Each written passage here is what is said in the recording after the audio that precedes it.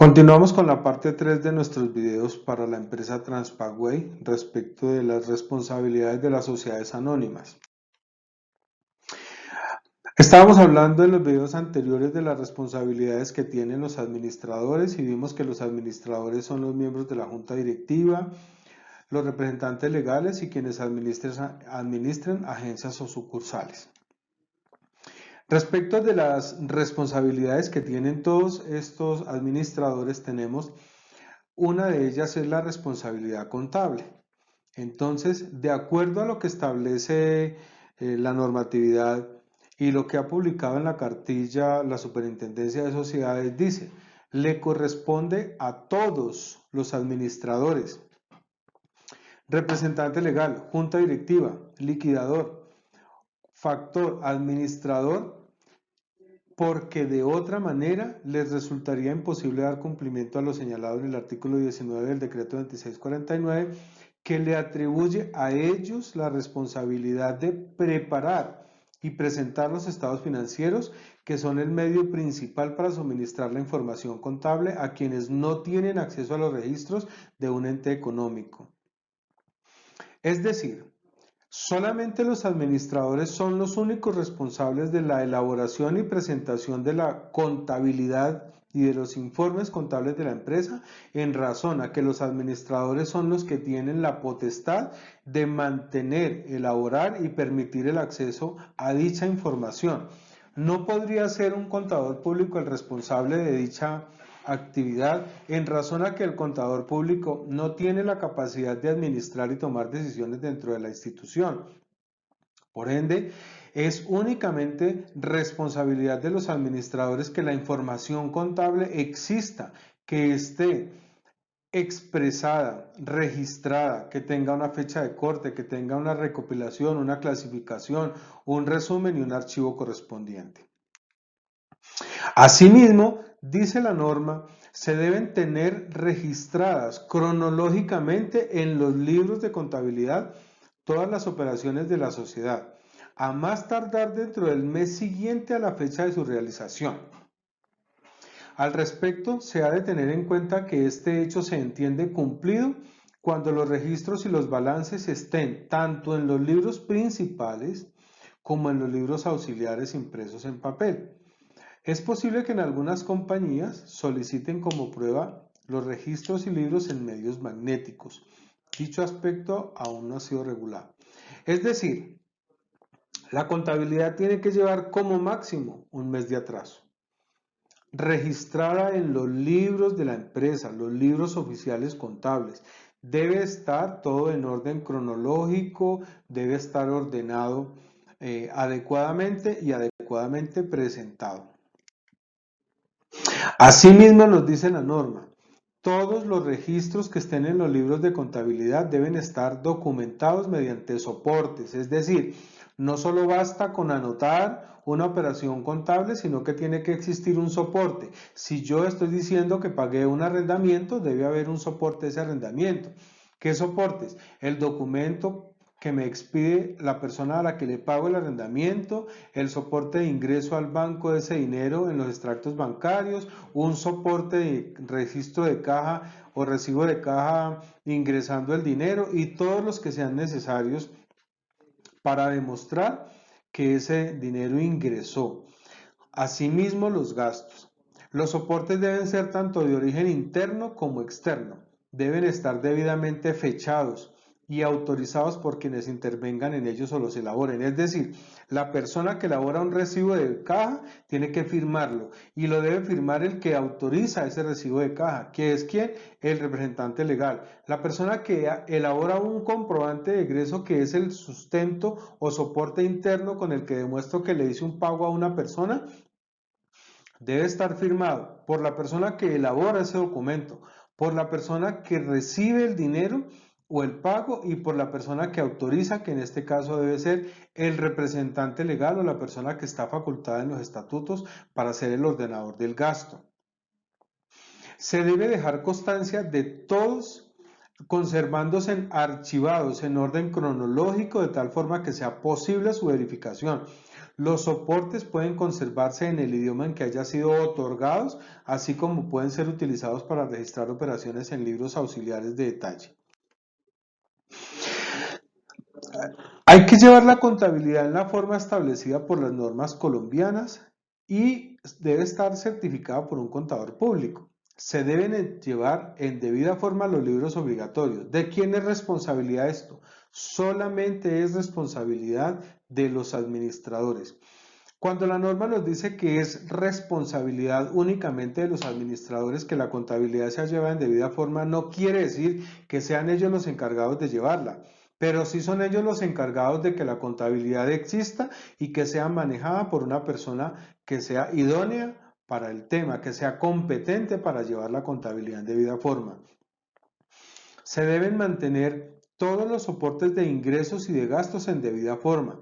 Se debe tener actualizadas las políticas contables bajo los estándares de información financiera según el grupo al cual pertenezcan. Este tema es bien importante porque recordemos que la Ley 1314 y sus decretos reglamentarios implementaron de manera obligatoria en Colombia las normas internacionales de información financiera NIIF y esas normas se dividen en grupos. Entonces hay que establecer cuál es el grupo y cuáles son las obligaciones que se deben cumplir de acuerdo a ello y ya vamos a hablar más adelante de ese tema.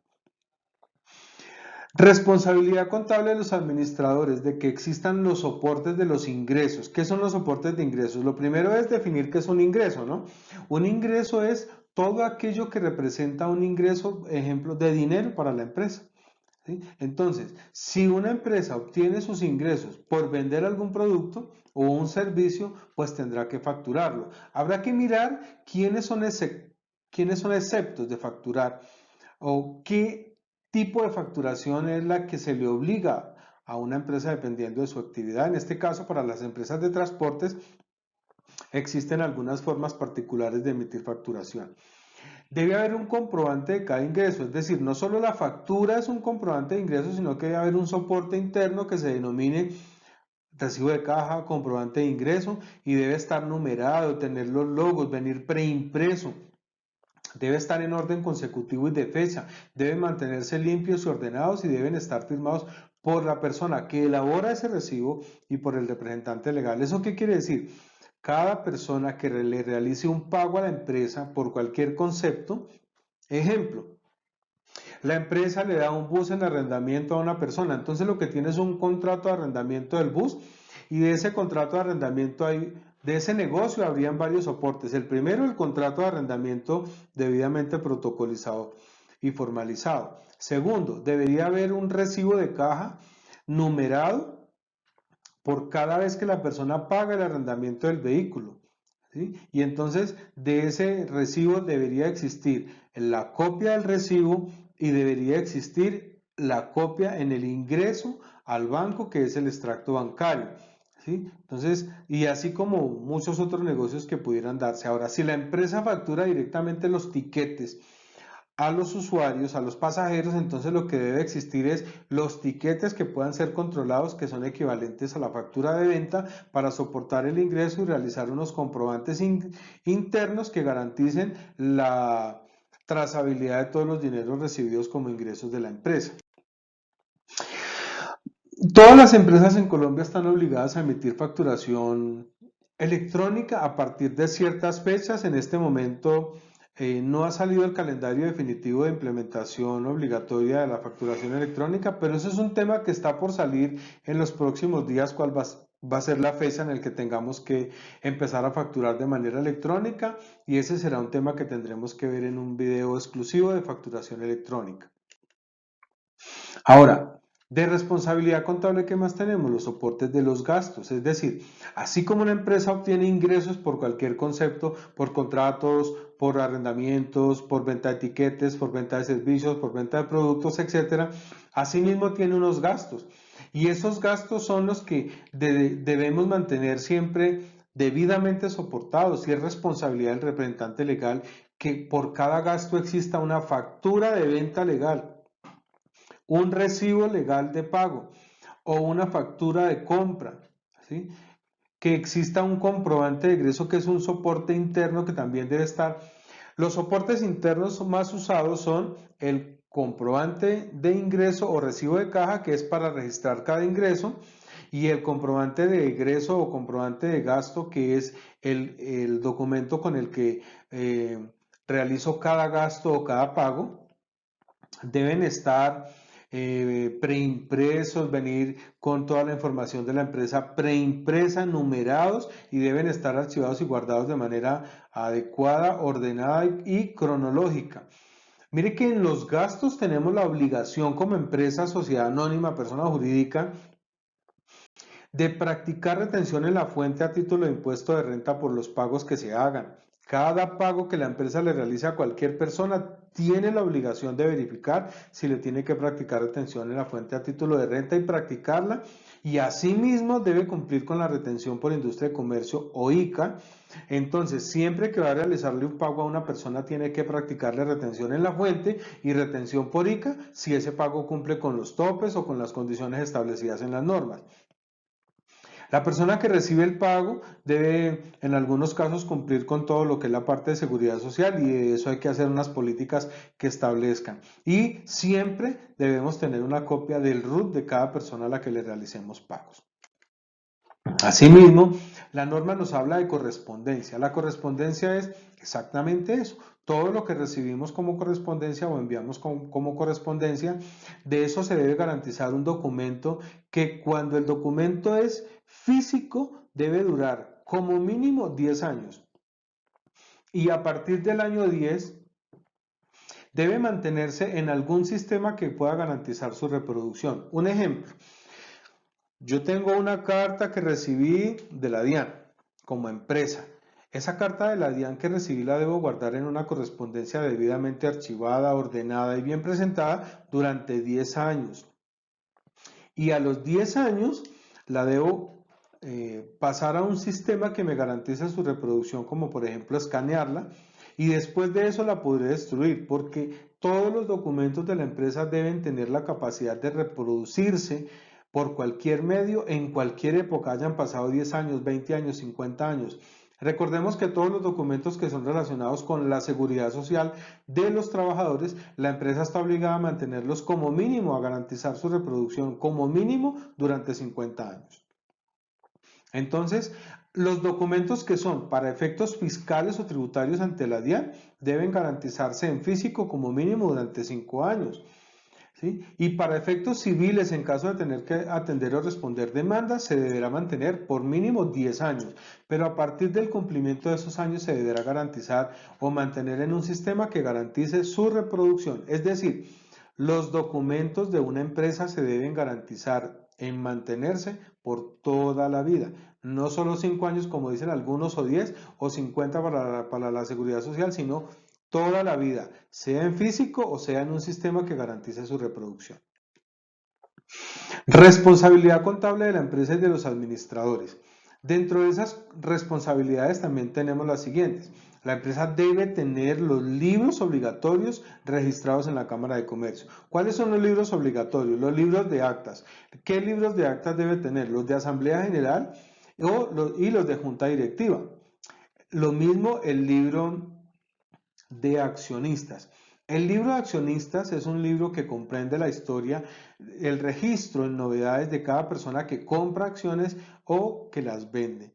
Entonces, esos libros se tienen que registrar en blanco ante la Cámara de Comercio, y después de que tengan el sello en cada hoja, allí se podrán anotar el listado de accionistas con la novedad de ingreso y retiro o las variaciones que sufran durante el tiempo que sean accionistas, y los libros de actas deben reposar cada una de las actas que realice la Asamblea General de Accionistas y la Junta Directiva. Tienen que estar allí impresas en orden cronológico y cumpliendo con todo lo que la norma nos dice. Asimismo, debemos tener los libros contables, que como mínimo son el libro mayor y balance, el libro diario, el de inventarios y los que sean necesarios. Aunque estos no se registran, es obligatorio mantenerlos. Están también los administradores se encuentran obligados a verificar la forma en que se deben llevar los libros oficiales y su conservación. así como los requisitos establecidos en la elaboración de las actas que sirven de prueba de las decisiones aprobadas y adoptadas en la empresa. Es decir, una acta se debe documentar de acuerdo a los formatos que existen, donde se garantice como mínimo, por ejemplo, quién convocó, con qué antelación convocó, dónde se reunieron, a qué hora, la fecha, el lugar, el orden del día que aprobaron, los temas que aprobaron y todos los temas que trataron. Y debe mantener la firma de las personas que correspondan a esas firmas. Por ejemplo, el presidente de la Junta Directiva, el presidente de la Asamblea, en fin, los que correspondan en sus firmas. Con este videito corto terminamos esta parte. Vamos a listar la siguiente parte.